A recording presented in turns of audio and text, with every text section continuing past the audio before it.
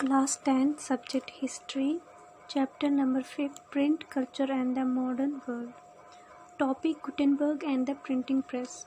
Students, last online class में आपने पढ़ा कैसे किताबें अब हैंड से नहीं बल्कि वुड ब्लॉक टेक्नोलॉजी लिखी जाने लगी थी।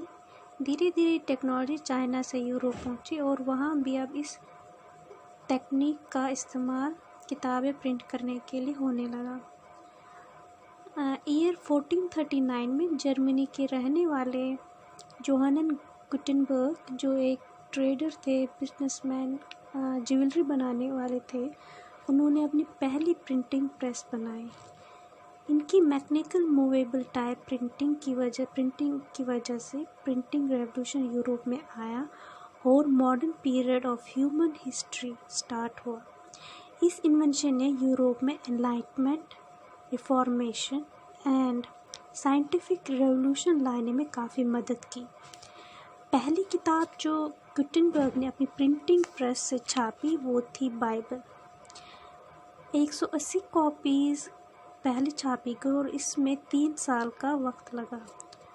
जो उस टाइम जब हाथों से और वुड ब्लॉक टेक्निक से किताबें लिखी जाती, उस हिसाब से इस गुटेनबर्ग प्रिंटिंग प्रेस ने अपना काम काफ़ी जल्दी कर दिया था।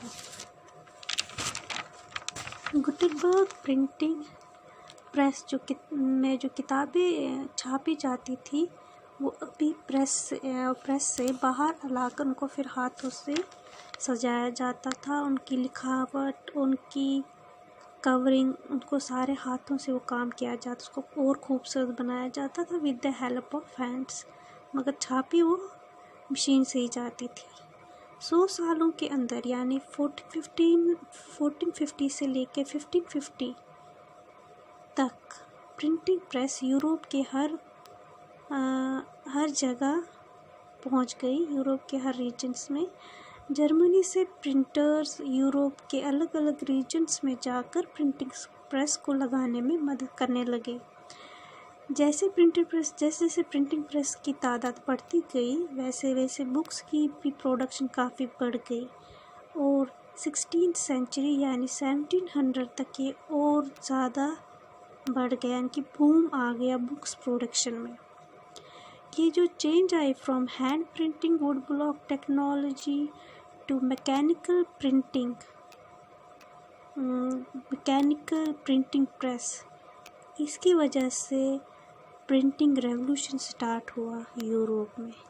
किताबें जो सिर्फ पहले अमीर और नोबल लोग और जो सोसाइटी के वही खरीद पाते थे, मगर जोहानन गुटेनबर्ग के प्रिंटिंग प्रेस की इन्वेंशन की वजह से अब आम लोग और गरीब लोग भी आसानी से किताबें खरीदने लगे और पढ़ने लगे। तो it starts a printing revolution in Europe as for mankind. Thank you.